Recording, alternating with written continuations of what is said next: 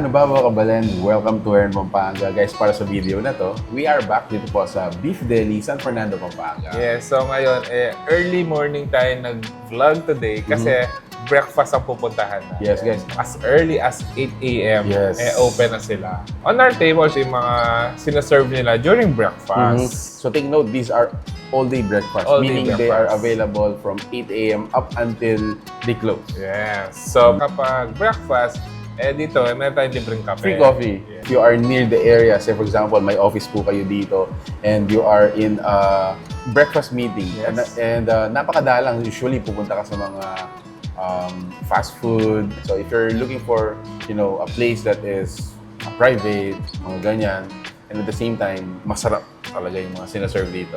And the Beef Deli is the place to be. So on our table, syempre ito yung mga sinaserve nila. So meron tayo Aussie Beef Tapa, Aussie Corned Beef, Whoa! yung kanilang Aussie Chuck Steak Rice, and yung kanilang Aussie Beef Franks.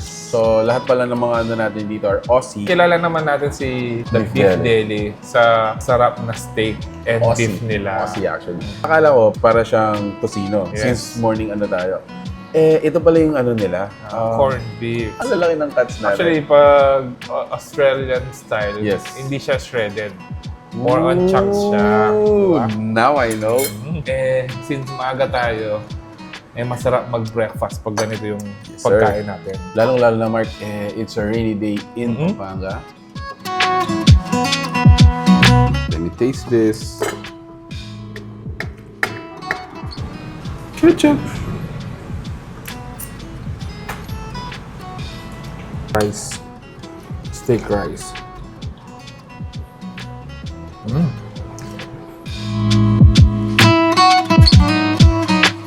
Alright, so habang kumakain tayo, let's talk about naman kung ano pwedeng gawin dito. Actually, tatanong ko sa'yo is, like for example, we're professional, nagtatrabaho na.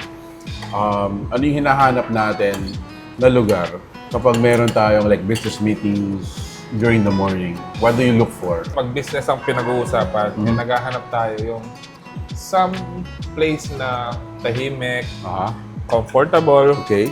and yung talaga makakapag-focus ka sa trabaho. Yes. So as early as 8 a.m., nagsisimulan na tayo magtrabaho, di ba? Kasi minsan, nahihirapan tayo maghanap ng lugar to set up the meeting. Yes. Like that.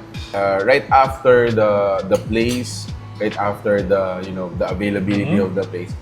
Next na hinahanap natin yung masarap yung pagkain doon. Yes, tama. Speaking of masarap, how is your food? Kumusta yung pagkain mo? Nag-enjoy ako dito. Yeah. Okay, so ako naman I'm an egg person. Yes. So sa mga silog-silog dyan, talagang gusto ko yung mga itlog. So, few minutes later, at sobrang ganda ng kwentuhan natin, Mark. Yes, nakapag-breakfast na tayo. At the same time, ready to go na tayo sa mga susunod na lakad natin. Yes. So, ayun guys, if you're interested to know more about the Beef Deli and their breakfast, you can actually message po yung kanilang fan page. So, this is the best place for you to have a business work and at the same time, gusto nyo lang kumain. This is located sa may Dolores, City of San Fernando, Pampanga, and they are open as early as 8 a.m. up to 10 p.m. Monday to Sunday. Pinaka-landmark dito guys, kaharap niya yung St. Francis Village and yung San Fernandino Hospital. Alright, and as low as 310 pesos. Imagine, as low as 310 pesos, and you're gonna have super great breakfast. Yes. And a place that is very productive and comfortable.